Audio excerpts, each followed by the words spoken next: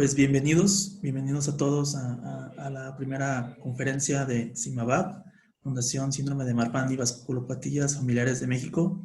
Es un gusto que nos puedan acompañar aquí hoy.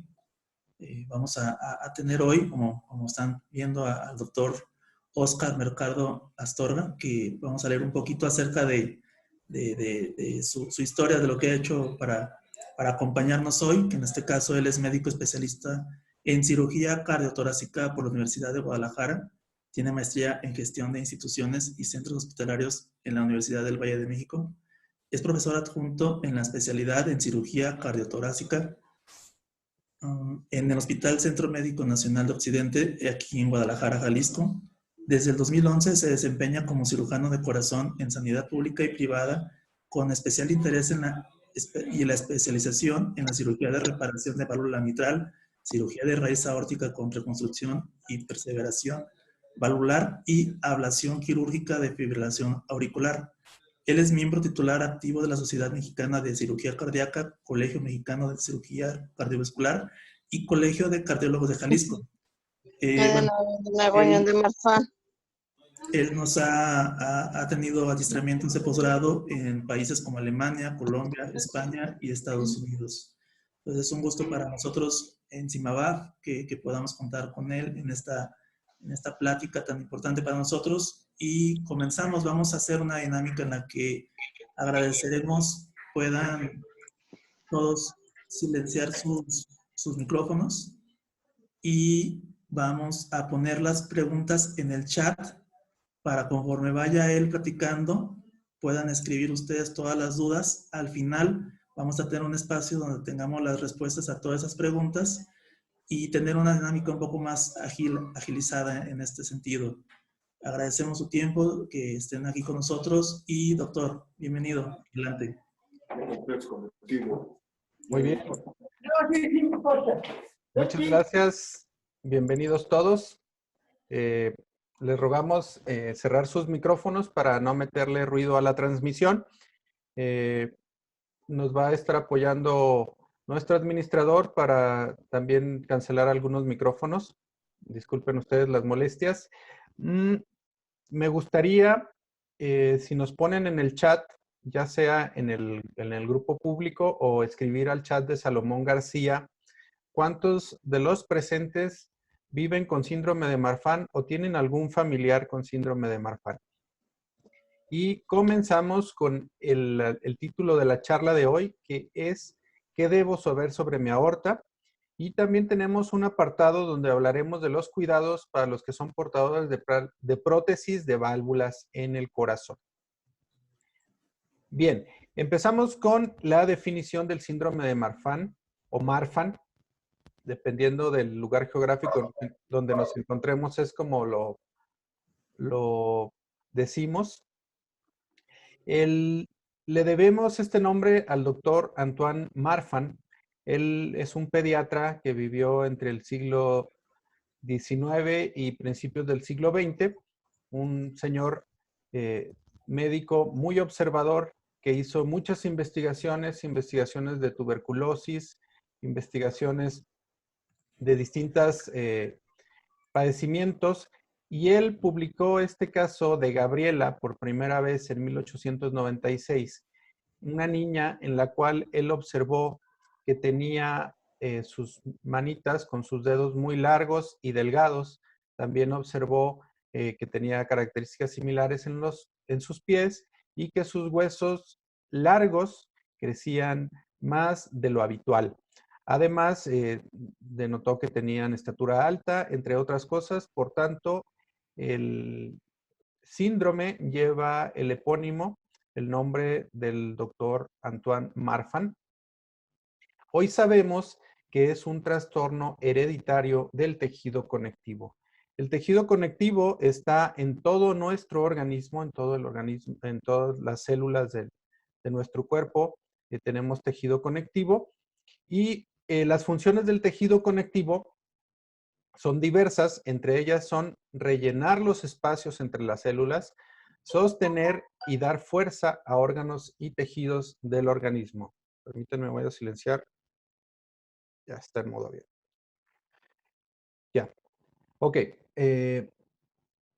Bien, por tanto, tenemos tejido conectivo tanto en la piel como, por ejemplo, de relleno, como lo podemos tener en esta articulación donde vemos que hay ligamentos, tendones y músculos. Haciendo una analogía, si estas fuesen las células, el tejido conectivo, lo que rellena y le da fuerza a esta estructura, sería el cemento, la mezcla que une a estos tabiques o ladrillos. Y además, recordemos que aquí hay funciones de estructura y fortaleza. Cuando una estructura no tiene adecuada fuerza, pues también se pierden características esenciales, ¿verdad? Entre nuestro organismo tenemos que el síndrome de Marfan puede afectar a nuestros huesos, ligamentos, incluyendo el ligamento suspensorio del cristalino. Está también en nuestros músculos, en los vasos sanguíneos, arterias y venas, en el tejido pulmonar y en las válvulas del corazón. Y el síndrome de Marfan es ocasionado por una afección en un gen. En los genes están contenidos en los cromosomas, de los cuales tenemos 46. En los genes está la información para que nuestro organismo fabrique cada uno de los componentes de nuestro cuerpo. No. Por tanto, en los genes está el manual de instrucciones de nuestro cuerpo. Habiendo un error en este manual, un error en estas instrucciones, es que se forma el síndrome de Marfan. ¿Y cómo es que se transmite el síndrome de Marfan? ¿De dónde viene el síndrome de Marfan? Todos sabemos que nuestra información genética la obtenemos tanto de nuestro papá como de nuestra mamá, ¿verdad? El padre hereda el 50% de los genes y la madre el otro 50%. De modo que aquí vemos todos estos niños, cada uno tiene, representando al color de donde vino, un gen naranja y un gen azul, o la mitad de los genes del padre y la mitad de los genes de la madre. En el caso del síndrome de Marfan, solamente se necesita tener afectado uno de los dos cromosomas 15, uno de los dos genes, para presentar la afección y lo representamos con un color azul. A los hijos se les hereda uno u otro gen, de modo que cuando el padre, que en este caso es el afectado, hereda este gen, este cromosoma, la mitad de sus hijos no heredan la característica y cuando hereda el gen y el cromosoma afectados, sí se presentará la afección. De modo que la posibilidad de que se presente el síndrome de Marfan en los hijos es del 50% por cada hijo, afectando de igual manera a hombres y a mujeres.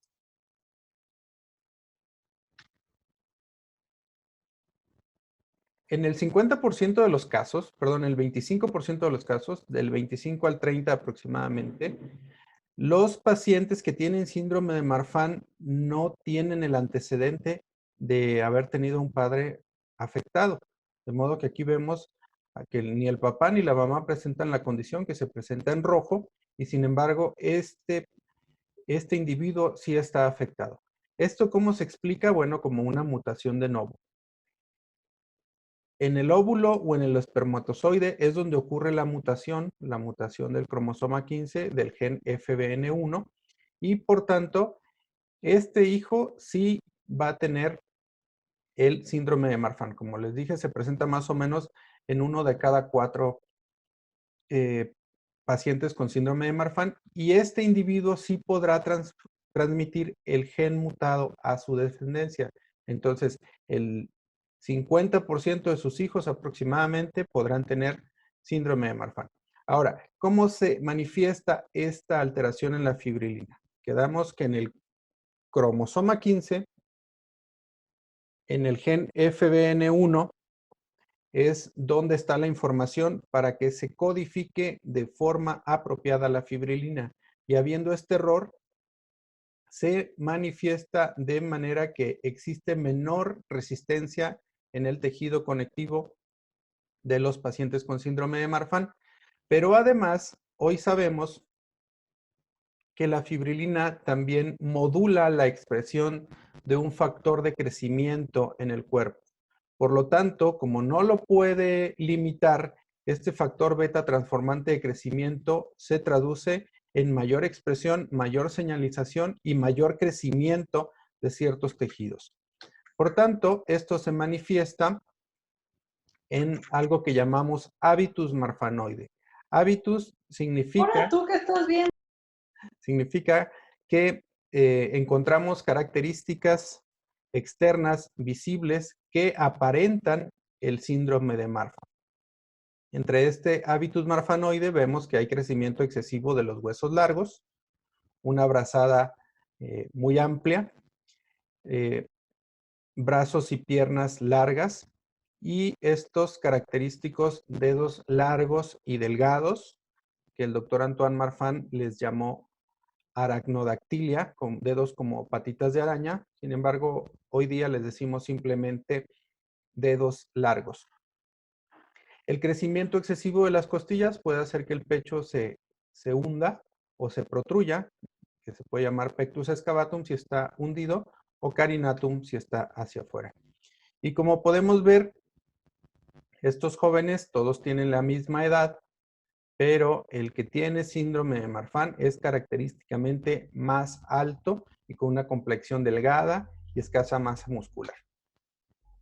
También ellos tienen laxitud, hiperlaxitud de sus ligamentos y esto es lo que llamamos hábitus marfanoide. Él es Michael Phelps.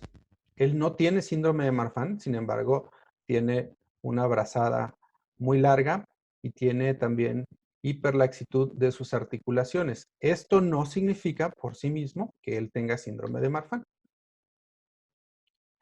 Además, en el síndrome de Marfan se presentan manifestaciones de la falta de resistencia de los tejidos, tales como neumotórax espontáneo, esto es que un pulmón se colapse espontáneamente, o en las válvulas del corazón, en la válvula mitral, puede haber un prolapso de la válvula mitral con insuficiencia y en la aorta se pueden presentar aneurismas de aorta.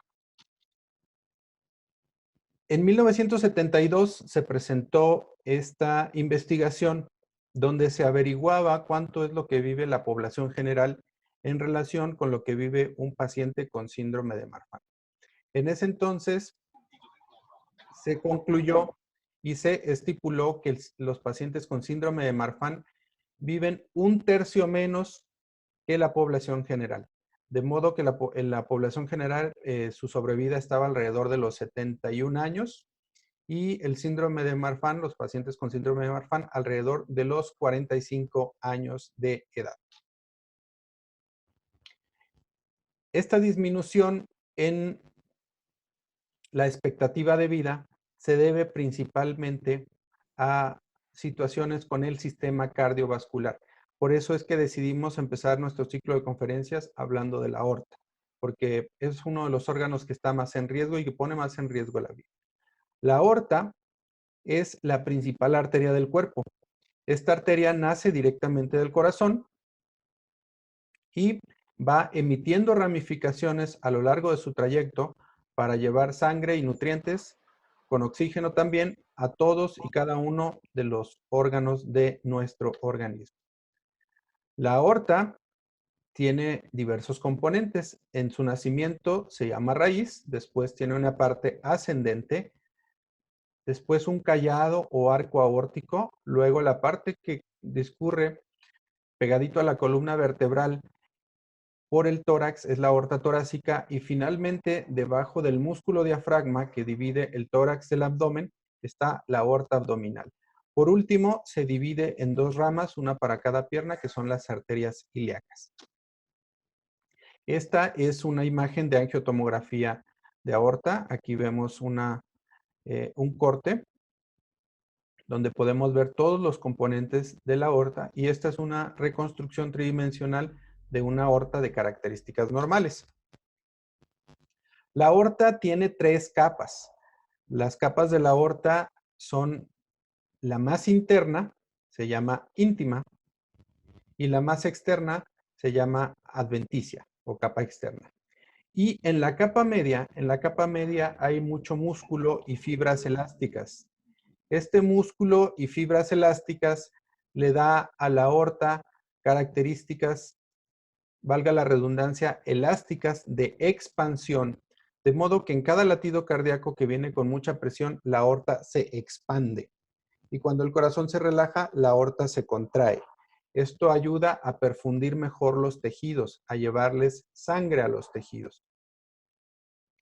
Hay mucho tejido conectivo en la capa media de la aorta y la capa media del paciente con síndrome de Marfan suele ir disminuyendo en fortaleza y también en su resistencia tensil.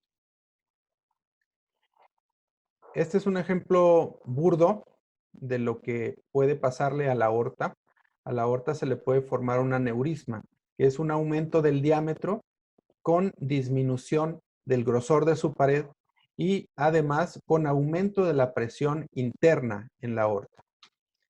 El resultado pues es el mismo que puede ocurrir aquí. La aorta se puede llegar incluso a romper, a lo cual se le llama catástrofe aórtica.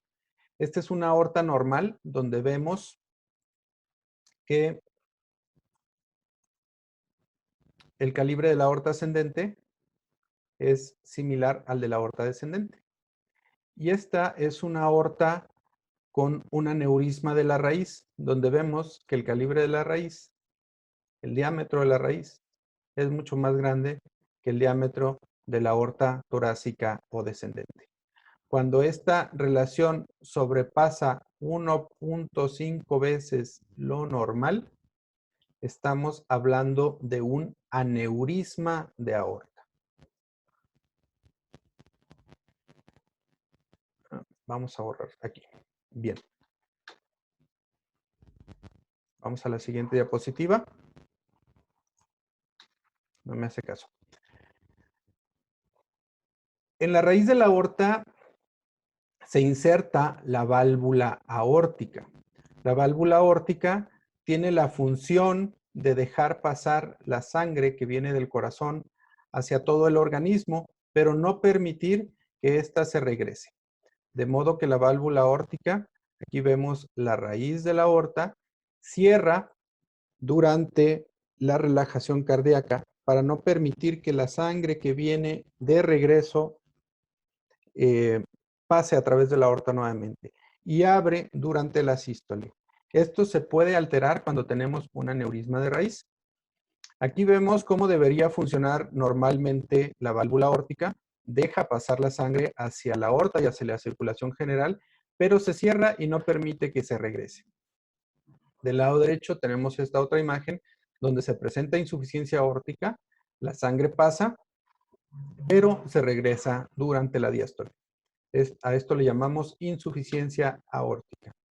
Y en el caso del síndrome de Marfan, en muchas ocasiones no es que la válvula en sí esté mal, sino que por lo mismo que dijimos que hay menor resistencia, menor fortaleza de los tejidos, incluyendo el anillo aórtico, se va dilatando la raíz y la válvula que está contenida cada vez se estira más, se elonga más y a final de cuentas tenemos un orificio central por donde ocurre la insuficiencia aórtica.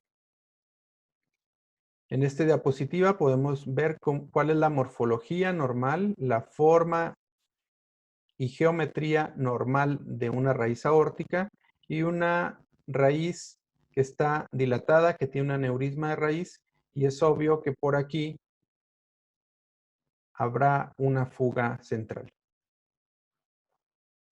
Ahora veremos en qué consiste un aneurisma. La aorta es la principal arteria del cuerpo y emerge directamente del corazón para darle sangre a todos nuestros órganos y tejidos. La aorta la podemos dividir en dos grandes segmentos, que es la aorta torácica y la aorta abdominal. Y la aorta torácica la dividimos en raíz, aorta ascendente, arco aórtico y aorta descendente. Un aneurisma es un abultamiento en la aorta. Aquí están las tres capas que mencionábamos hace rato. Es la capa muscular la que le da elasticidad y fuerza, que es la capa media.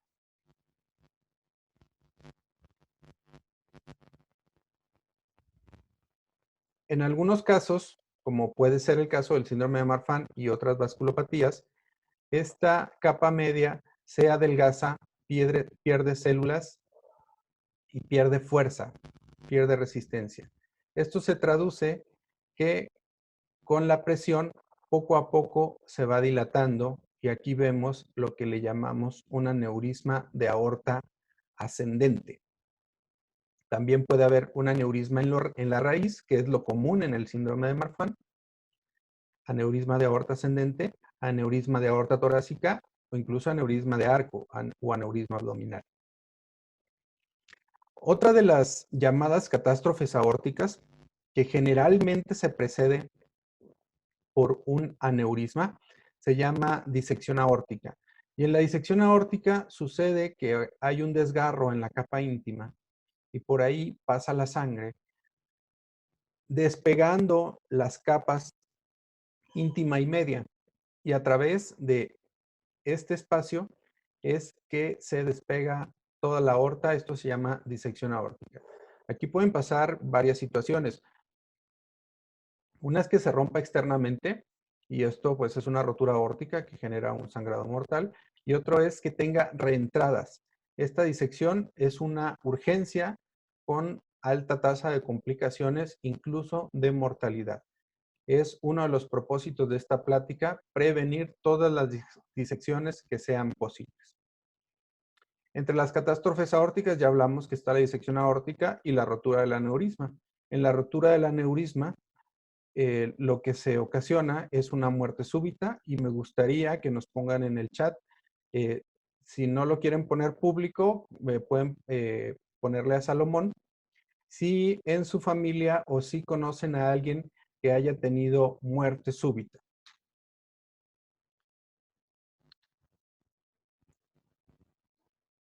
Este es el esquema de la disección aórtica. Seguimos teniendo una luz verdadera, que es la que ocupa todas las paredes de la aorta, todas y cada una de las capas, y una luz falsa, que la luz falsa tiene, no tiene todas las capas, y además allí tenemos muy debilitada la pared de la aorta. Entre los factores de riesgo para presentar aneurismas están varios síndromes genéticos, entre ellos el síndrome de Marfan, el Ehlers-Danlos en su forma vascular, también la válvula aórtica bicúspide, el síndrome de Turner, Loeys-Dietz y algunos síndromes de aneurismas familiares. Vemos en las guías europeas del manejo de la aorta cómo hay condiciones de alto riesgo, entre los cuales se encuentra el síndrome de Marfan. Este es un paciente que tenía un aneurisma de aorta muy grande. Él no tiene síndrome de Marfan, pero tenía un aneurisma de aorta de aproximadamente 8 centímetros, con un alto riesgo de rotura o de disección. En este caso, lo intervenimos con un injerto compuesto.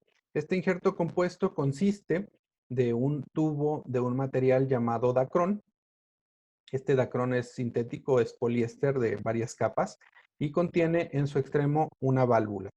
Esta válvula es una válvula mecánica y esta es la reconstrucción tridimensional del mismo paciente donde su aneurisma fue sustituido por un injerto compuesto, por una cirugía de venta.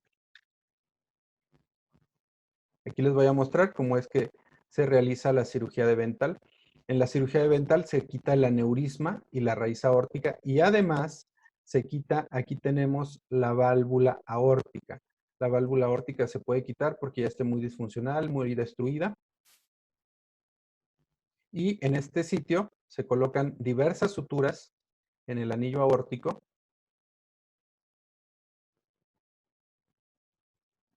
El injerto compuesto consiste en un tubo de dacrón, que es un material sintético, y una válvula en su extremo.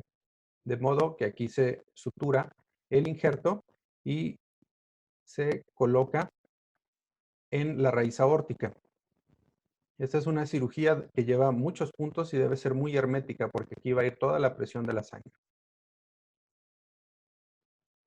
Finalmente, después de suturar este injerto compuesto, se le colocan las primeras ramas de la aorta, que son las arterias coronarias, las que nutren al corazón, y la aorta ascendente se une con la aorta del paciente. De esta manera se previene que el aneurisma pueda crecer más, se pueda romper o pueda ocurrir una disección aórtica. Posteriormente, ha habido avances en la medicina y la cirugía cardíaca no ha sido la excepción. Los doctores Magdi Yacoub y Tyron David idearon técnicas para reconstruir esta raíz aórtica sin eliminar la válvula aórtica, para reconstruir la válvula aórtica nativa del paciente. Y aquí les voy a mostrar el procedimiento de David, en el cual de la misma manera se reseca la aorta ascendente, pero aquí se conserva la válvula aórtica. Si podemos ver, aquí tenemos la válvula aórtica que tiene estas tres compuertitas. Tiene la forma del signo de Mercedes-Benz. Se toman mediciones del tamaño de la válvula y del tracto de salida del ventrículo izquierdo para escoger el tamaño de injerto que mejor le quede. También se dan unos puntos subanulares en el anillo. Y si ustedes se fijan, en este momento se está incluyendo el injerto a la válvula aórtica del paciente.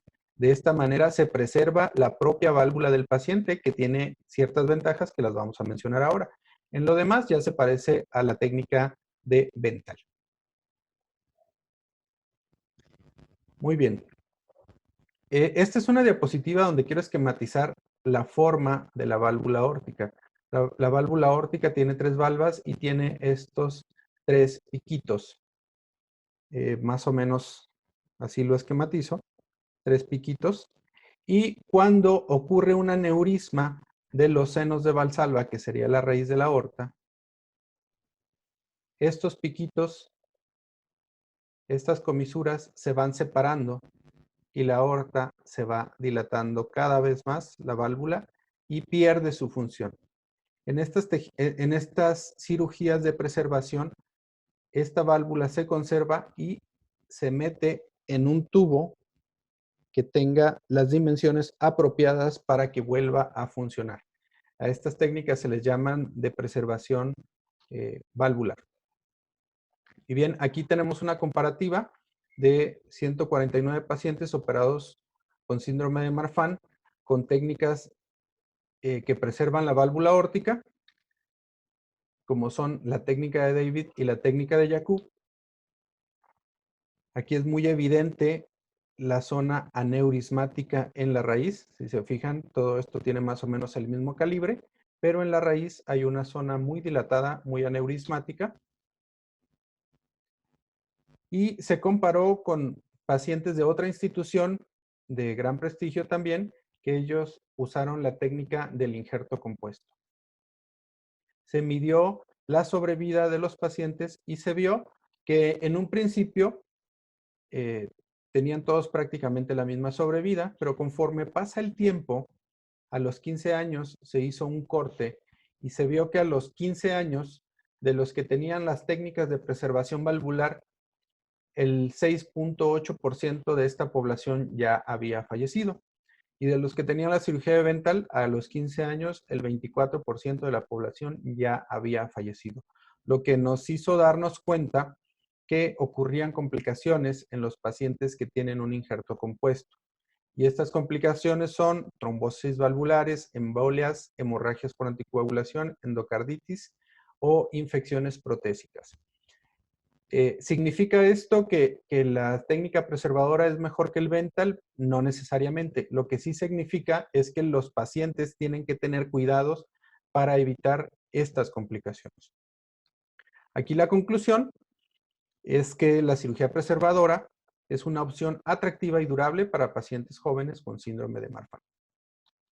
En cuanto a calidad de vida, también se ha estimado que tienen mejor calidad de vida los pacientes que preservan su propia válvula, sobre todo por el hecho de que no requieren anticoagularse. Entre las mejoras en el tratamiento también se han descubierto tratamientos para retrasar el crecimiento de la aorta. Los beta bloqueantes o beta bloqueadores, tales como el metoprolol, propanolol, atenolol, entre otros, se ha visto que disminuyen la progresión del crecimiento de los aneurismas. No lo detienen, no lo previenen, pero sí disminuyen la tasa de crecimiento por un mecanismo que no lo conocemos del todo. Sabemos que estos betabloqueantes bajan la presión arterial, entonces el disminuir la presión arterial podría explicar de alguna manera que esta aorta está sometida a menor presión y que por eso no crezca, pero no lo explica del todo.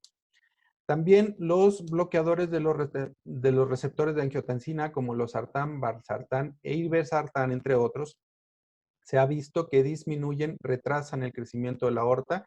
En estos parece que el mecanismo de acción es bloqueando la acción del factor beta transformante de crecimiento.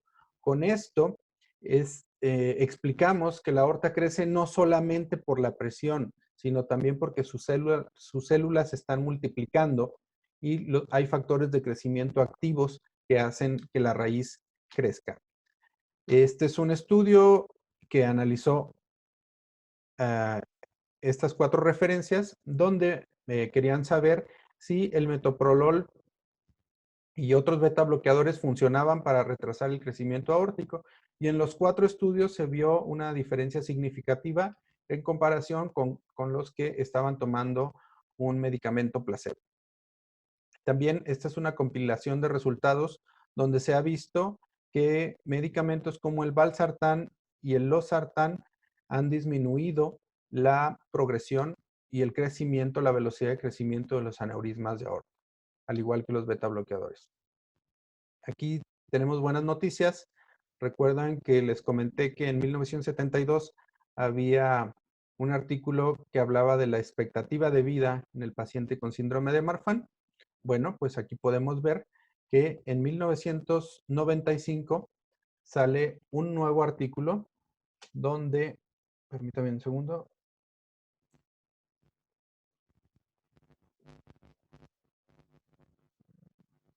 Ok, listo. Ya estoy con ustedes.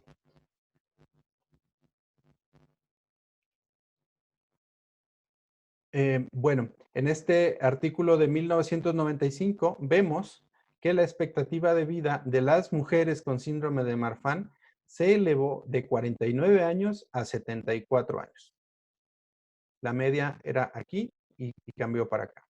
Y en los hombres la expectativa de vida también subió de 41 años a 70 años. Una expectativa de vida normal. Pero, ¿por qué subió? No puede subir la expectativa de vida así nada más de la nada, ¿verdad? Bueno, pues se vio que la expectativa de vida mejoró respecto a que los tratamientos para prevenir y corregir las complicaciones cardiovasculares han cambiado dramáticamente la expectativa de vida. También la cirugía cardiovascular, principalmente la preventiva, ayudó a evitar complicaciones que ponían en riesgo la vida, como insuficiencia mitral, aneurismas de aorta y disección aórtica. Además, los beta bloqueadores han ganado aceptación como agentes para disminuir la velocidad y expansión y progresión de la aorta. En este entonces, en 1995, todavía no se hablaba mucho del losartán y del irbesartán. Sin embargo, hoy día también son parte del tratamiento farmacológico que utilizamos para tratar los aneurismas de aorta. Entonces, ¿cuáles son las causas del aumento en la expectativa de vida? Número 1, que hacemos un diagnóstico más temprano, que tenemos un tratamiento médico oportuno y un tratamiento quirúrgico profiláctico, es decir, preventivo. Por tanto, si tenemos síndrome de Marfan, pero no recibimos tratamiento oportuno y no recibimos el tratamiento quirúrgico preventivo, No nos podemos beneficiar de ese aumento en la expectativa de vida que hemos mencionado. Les voy a decir cuáles son algunas de las recomendaciones para los pacientes que son que tienen algún síndrome genético, como síndrome de Marfan, por ejemplo. Estas son las guías americanas y las guías europeas, y las recomendaciones son estas. Miren, cuando las recomendaciones son clase 1, que las puse en verde, el procedimiento debe hacerse siempre. Está recomendado porque se ha demostrado que el beneficio es inmensamente mayor que el riesgo.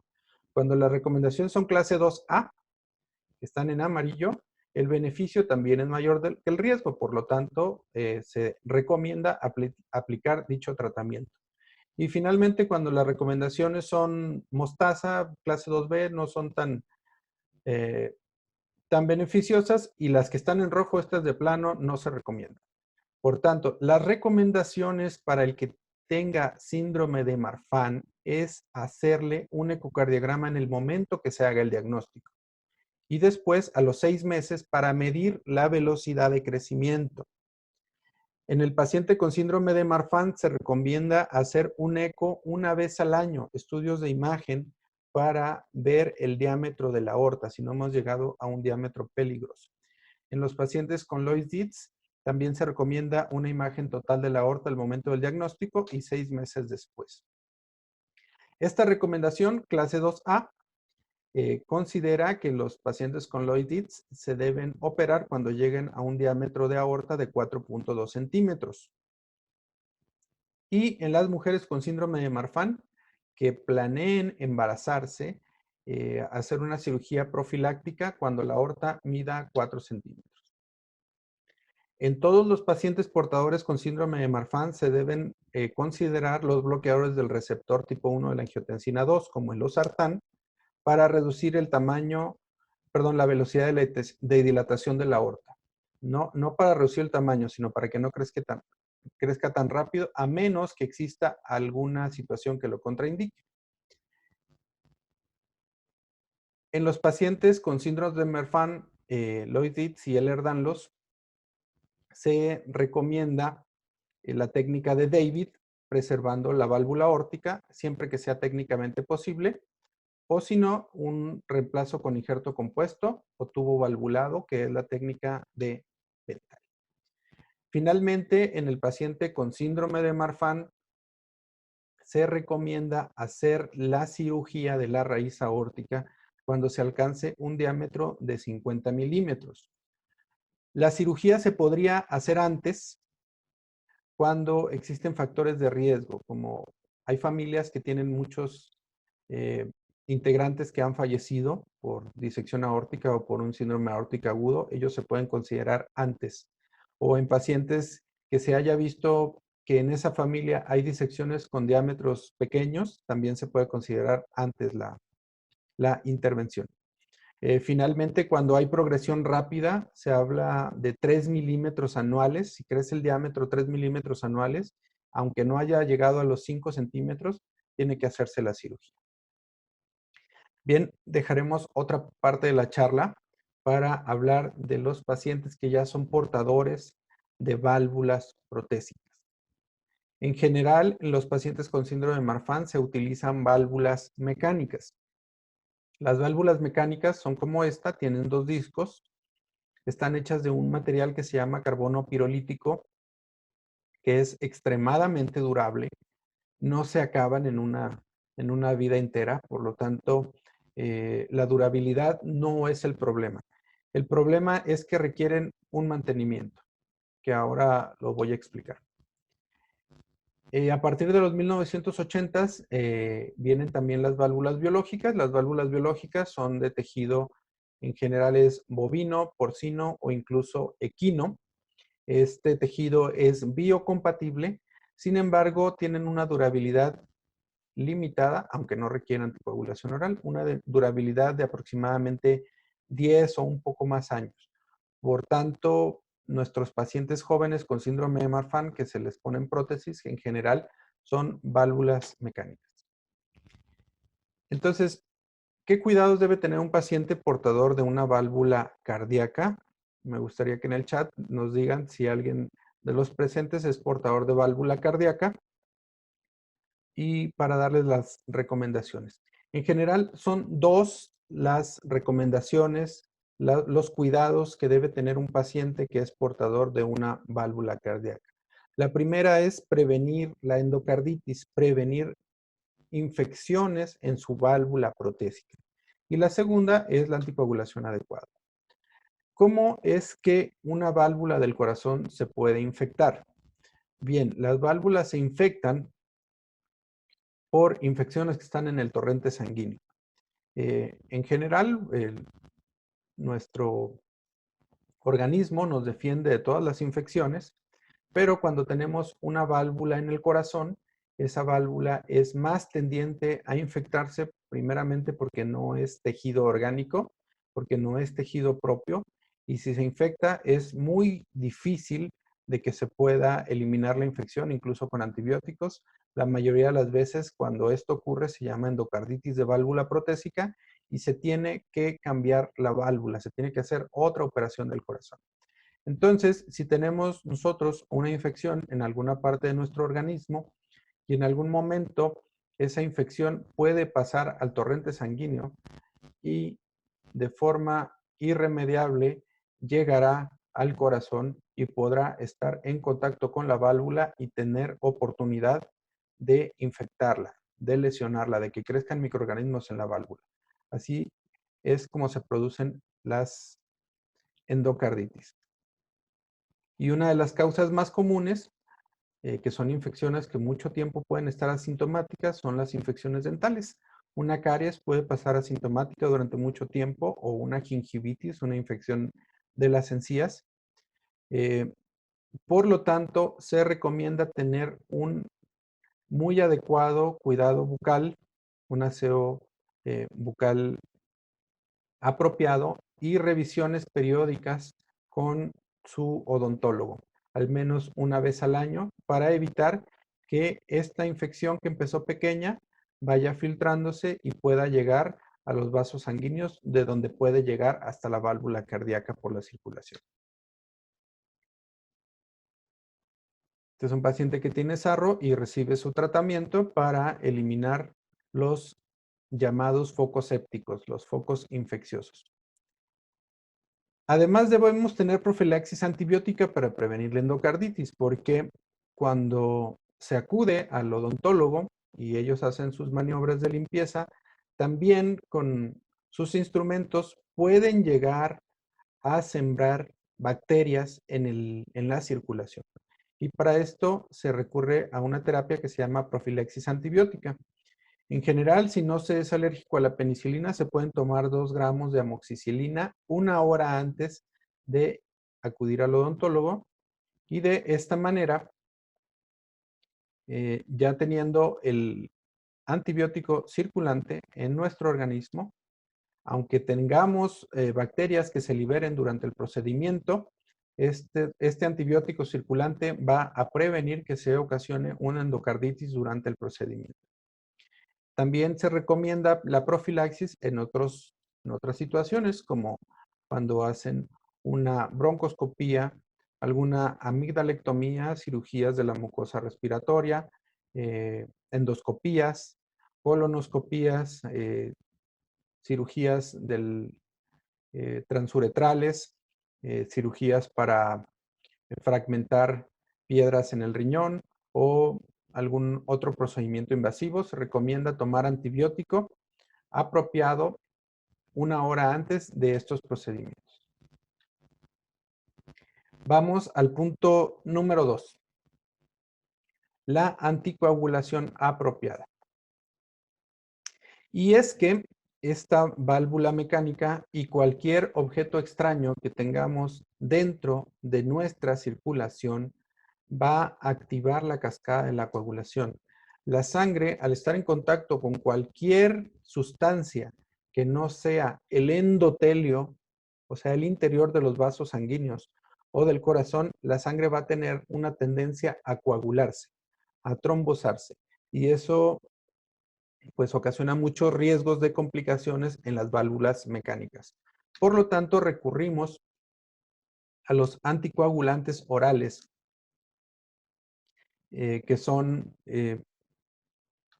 inhibidores de la vitamina K, que es la warfarina o el acenacumarol, son los que más se utilizan para prolongar los tiempos de coagulación, para prolongar el tiempo en el que la sangre puede formar un coágulo. Y esto lo, lo regulamos mediante un estudio de sangre que se llama INR. Entonces, en la coagulación normal, el INR o RIN, según el país donde estés, ¿cómo se le llama? El índice internacional normalizado. Lo normal es de 1. Si eres portador de una válvula aórtica, el INR deseado es 2.5, de una válvula mitral 3.0 o dos válvulas 3.5. Y este rango, este es el valor ideal, pero lo podemos extender medio punto hacia abajo y medio punto hacia arriba. Por tanto, si eres portador de una válvula aórtica, tu INR, y si no tienes alguna otra complicación, tu INR ideal está entre 2.0 y 3.0. Por tanto, debemos mantener un equilibrio del INR en un rango de seguridad entre 2.0 y 3.0. Un rango en el que la sangre no coagule lo suficiente para formar un coágulo o un trombo, pero que coagule lo suficiente para no tener una hemorragia. Por lo tanto, debemos mantenernos en ese rango de seguridad. ¿Cómo se toma la pastilla? Tenemos que informarnos y tenemos que ser muy conscientes porque, primero que nada, debemos desarrollar un método para que no se nos olvide. La pastilla anticoagulante se debe tomar todos los días, no se puede, no se debe olvidar. Tan malo es que se olvide como que la tomes doble. Se debe tomar además todos los días a la misma hora, a la exacta misma hora del día, que las sugeridas son las 5 de la tarde. Se sugiere también que estos medicamentos anticoagulantes se tomen solamente con agua y que no se acompañen de ningún otro medicamento o alimento, y que además existan 2 horas de ayuno antes de tomarlo y 2 horas de ayuno después de tomarlo. Por eso se recomienda a las 5 de la tarde. Regularmente comemos antes de las 3 y nuestra siguiente comida la hacemos después de las 7. Por eso se recomienda esta hora. Quedamos que no se debe olvidar, no se debe retrasar y no se debe duplicar la dosis. Otra precaución que deben tener los pacientes que toman anticoagulantes por tener una válvula protésica son las interacciones medicamentosas. Una interacción medicamentosa es una reacción entre 2 o más medicamentos o entre un medicamento y un alimento, una bebida o un suplemento. Por tanto, tenemos que mencionar que existen algunos medicamentos que aumentan el INR, que aumentan las posibilidades de sangrado, y existen otros que, por el contrario, disminuyen el INR y aumentan las posibilidades de trombosis. Entonces debemos estar muy atentos a las interacciones medicamentosas, no automedicarnos, no tomar suplementos vitamínicos y tener cuidado con los alimentos que tienen un alto contenido de vitamina K. Nosotros hemos desarrollado una lista para México de alimentos que contienen vitamina K con contenido bajo, medio y alto. Los alimentos que tienen demasiada vitamina K se procura que no se consuman por los pacientes que toman anticoagulantes orales. Los que tienen un contenido medio se pueden consumir en cantidades bajas y los que tienen un contenido bajo se pueden consumir libremente. Si quieres tener esta lista, puedes enviarnos un correo electrónico a simabafmx@outlook.com y te enviamos la lista de alimentos que contienen vitamina K. Además, bueno, tenemos que recordar que si eres portador de una válvula mecánica, debes tomar tu anticoagulante todos los días. Debes hacer exámenes frecuentemente para medir la anticoagulación oral. La mínima periodicidad requerida es cada 3 meses. Eso es lo máximo de tiempo que puedes dejar pasar entre un examen y otro. Si tienes un descontrol en tu anticoagulación, debes hacerlo con mayor frecuencia. También estar al tanto de las interacciones medicamentosas. Ciertos medicamentos aumentan la potencia de la warfarina o la acenocumarina y otros disminuyen la potencia de la warfarina o la acenocumarina. Tener en cuenta que hay restricciones alimentarias. La lista te la podemos proporcionar, como ya lo hemos comentado. Deben evitarse los deportes de contacto.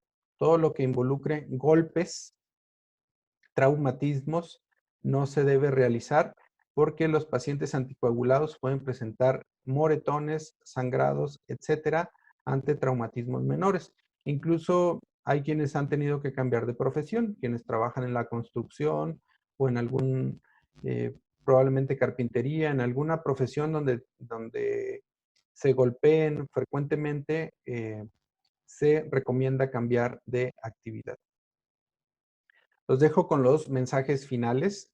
Esto es la información valiosa, el resumen de la charla.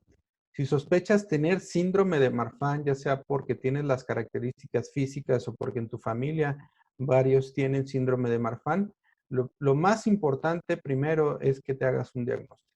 Y el diagnóstico se recomienda con el genetista o con algún cardiólogo, pediatra o médico internista, preferentemente que tenga experiencia en síndrome de Marfan en tu localidad. Si requieres alguno de estos especialistas, también Cimabaf te puede asesorar. Probablemente conozcamos a alguien en tu localidad que te pueda evaluar.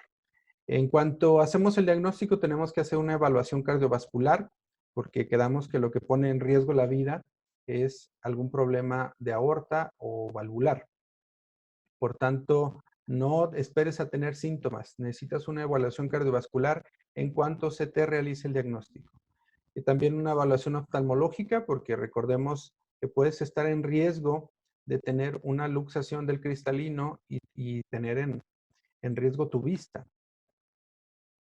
Si estás confirmado con síndrome de Marfan, debes tener un seguimiento por el cardiólogo y hacerse ecocardiogramas una vez al año.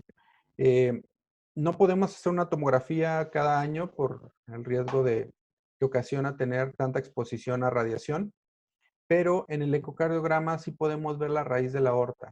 Entonces se puede hacer una tomografía tal vez cada 4 o 5 años, pero el ecocardiograma, incluyendo la raíz, sí se recomienda una vez al año y estar atentos ante una posibilidad de cirugía cardiovascular. No todos los pacientes la van a requerir, pero muchos sí. La mayoría de los individuos con síndrome de Marfan en algún momento de la vida requerirán la cirugía y es preferible que sea una cirugía planeada, que sea en una situación electiva, a que sea una urgencia, a que sea una catástrofe. Porque en urgencia todo se torna más complejo y el riesgo para la vida y para la función es más grande. Recordemos también que con los cuidados apropiados se puede tener una excelente calidad de vida y una expectativa de vida normal, que es una de los propósitos que tiene Cimabaf. Informar, empoderar a los pacientes para ayudarles a que mejoren su calidad de vida y su expectativa de vida que sea normal y se integren lo máximo posible a actividades normales. Las cirugías que reparan y preservan las válvulas nativas, o sea, la válvula propia del paciente, no necesitan anticoagulación. Todos estos cuidados que mencionamos en la última parte de la charla no son necesarios en el paciente que se le preservó su válvula. Lo que sí sería muy importante, y esto es para todos, no solamente para los portadores de válvulas, los cuidados para prevenir endocarditis, ¿verdad? Todos debemos tener un adecuado aseo bucal y tratar las infecciones a tiempo con antibióticos. Las prótesis mecánicas requieren anticoagulación oral y cuidados por parte del paciente y del médico. Con esto termina nuestra charla y quedamos a su disposición para preguntas de la audiencia. Muchas gracias. Muchas gracias, doctor. Muchas gracias por la participación. Sí, hay varias preguntas. Están varias preguntas respecto en el chat y también en el grupo de WhatsApp. Vamos a comenzar, si gusta, con las preguntas que tengo aquí en el chat. Ah, bueno, pregunta acerca de que ¿por qué presube la presión arterial en personas con Marfan? Ya que su hijo estuvo unos días con alta presión, la reumatóloga nomás dijo que era normal. Bueno, eh, todas las personas, y no solamente los que tienen síndrome de Marfan, podemos ser hipertensos. Entonces, tal vez la pregunta no sea tanto por qué se sube. Puede tener presión alta. Lo muy importante es que se trate la presión y que la presión siempre esté en rangos normales, porque la presión alta hace crecer más rápido los aneurismas y hace que aumente el riesgo de una catástrofe aórtica. Si además de esto ya somos portadores de una válvula mecánica, no podemos permitirnos tener la presión alta. Entonces, con su médico tratante debe ver la manera de que se le estén administrando antihipertensivos y posiblemente la mejor combinación serían los beta bloqueadores con un ARA2, como el losartán, por ejemplo. Correcto. Bien. Margarita, estoy viendo que tienes la mano levantada. Si tienes una duda, igual me la puedes escribir. La leemos. Dice Maite, a mí los cardiólogos de mi hijo más pequeño me le dio de alta. Tengo entendido que si son Marfan deben de estar en vigilancia. ¿Qué debo de hacer ya que me los dio de alta el cardiólogo en el hospital del niño poblano? Hablaba acerca de qué tiene que hacer. Así es. No, pues sí se requiere seguimiento periódico y sí por cardiología. Se supone Entonces, que tenía problemas de cardiopatía congénita de las válvulas pulmonares. ok, entonces en ese caso, pues probablemente con su médico familiar solicitar que se le dé la nota de envío, ¿verdad? Para Sí, que sus médicos le estén revisando una vez al año por lo menos. correcto. Ok, Pregunta Francisco acerca de qué recomendable es desparasitarse cuando uno toma anticoagulante. ok. Mira, son más de 500 medicamentos los que causan interacción con los anticoagulantes y pues no los tengo todos en la mente. Eh, pero hay aplicaciones de interacciones medicamentosas donde podemos ver cuál sea el desparasitante más apropiado. Además, pues cuando es necesario, por ejemplo, si yo tengo una infección gastrointestinal y tengo que tomar antibiótico durante 5 días, aunque esto me afecte a mi coagulación, pues más bien debo estar más atento y probablemente hacerme un INR. Y ah, últimamente, actualmente, las terapias de desparasitantes son de 3 días. Entonces, creo que muy bien se puede tolerar aunque se tomen anticoagulantes. Que vino Francisco nos comenta o pregunta acerca de para ir al dentista, ¿solo se toma una vez el antibiótico o es un tratamiento por 5 días? Ya que hay dentistas que no saben esto. Una hora antes. Una hora antes si eres portador de una válvula cardíaca Sí, protésica. Si no eres portador de válvula cardíaca protésica, podrías no hacerlo y el riesgo de que tengas una infección en tus válvulas nativas es mínimo. bien. Lo de tomar anticoagulante a las 5 de la tarde es solo para no olvidarlo, ya que ya Sandra lo toma a las 5 de la mañana, sin Ok. falta. Esta es una pregunta que durante mucho tiempo yo estuve buscando la respuesta. Yo decía, ¿por qué a las 5 de la tarde? Generalmente se recomienda a las 5 de la tarde porque uno come antes de las 3 y cena después de las 7. ¿Sí me explico? Es un horario en el que podemos guardar esas 2 horas de ayuno antes y después. Pero si tú lo tomas todos los días religiosamente a las 5 de la mañana y tu primer alimento es después de las 7 de la mañana, puedes seguirlo tomando de esa manera. Sí, no hay ningún problema con eso, nada más que sea todos los días a la misma hora y guardar un ayuno de 2 horas antes y 2 horas después del anticoagulante. Bien, Maite, bueno, comenta aquí que es de Xicotepec, de Juárez, Puebla, Ujú. donde puede conseguir la ayuda por parte de Simabab, me imagino, para conseguir médicos ahí. Será cuestión Bueno, de ver en el... nos puedes escribir a la página y ver si te podemos poner en contacto con el especialista que tú requieres o, o darte algún tipo de asesoría. Simabaf principalmente da información, ¿sí? Simabaf principalmente brinda información. Y ponte en contacto con nosotros, ya sea a la dirección de correo electrónico o a, a nuestra página de Facebook.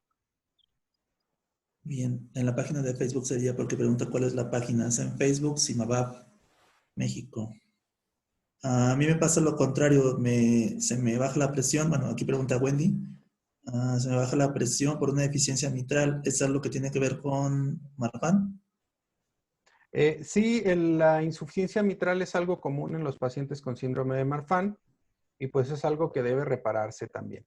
Entonces, si ya tienes una insuficiencia de moderada a severa, te recomiendo que se haga la reparación a la brevedad posible para que no te siga afectando tu corazón, ya que el corazón puede crecer, pueden crecer las cavidades, puede desarrollarse insuficiencia cardíaca, arritmias, etcétera. Entonces, probablemente ya sea tiempo de que tengas tu cirugía. Y por otra parte, como comentamos hace rato, estos medicamentos para evitar el crecimiento de la aorta, bueno, para disminuirlo, pues tienen sus contraindicaciones y si tu presión es muy baja, pues probablemente no los puedas tomar. Correcto. En caso de tener endoprotesis aórtica y ser alérgico a la penicilina, ¿qué antibiótico recomienda para tomar previo a la endodoncia? Ok, bueno, en los alérgicos a la penicilina hay otros esquemas y me puedes mandar un correo electrónico y podemos ver qué antibiótico es el que se te puede ajustar. Pero sí, sí hay otros esquemas antibióticos para alérgicos a penicilina. Emir, entonces, si nos puedes mandar el correo a mí para poderle dar seguimiento. A Ujú. ver, entonces voy a pasar a las preguntas de Aunque, la... aunque también, bueno, lo deseable y lo principal, pues es que tu medicamento te lo prescriba tu médico tratante, ¿verdad? Platicarle a tu médico y que él te lo prescriba, pero perfectamente te puedes poner en comunicación con nosotros. Correcto. Bien, voy a leer, regreso, síganme poniendo si se puede aquí las preguntas si tienen. En el chat de WhatsApp comentan, yo tengo, ¿habrá una técnica para que evite el uso de anticoagulantes en Si caso de ya, estar... ya es portador de una prótesis mecánica, No menciona como tal que tenga una prótesis, me imagino que sí, y pregunta si hay alguna técnica ok, para no... bueno, si ya eres portador de prótesis mecánica, necesitas usar anticoagulantes toda la vida. Es una terapia indefinida y de eso depende que la válvula siga funcionando correctamente. Si todavía no tienes tu cirugía, se recomienda una técnica que preserve tu válvula y se puede realizar tanto en la válvula aórtica como en la válvula mitral. Hay ocasiones en que las válvulas ya están muy dañadas y no es factible conservarlas. Entonces, si no quieres anticoagularte, podríamos optar por un reemplazo valvular con válvula biológica. Pero recordemos también que las válvulas biológicas tienen una duración limitada, pueden durar no más de 10 años. Entonces, habrá que sopesar y probablemente sí sea necesario la válvula mecánica y el anticoagulante. Cada caso se debe valorar particularmente con tu médico. Bien.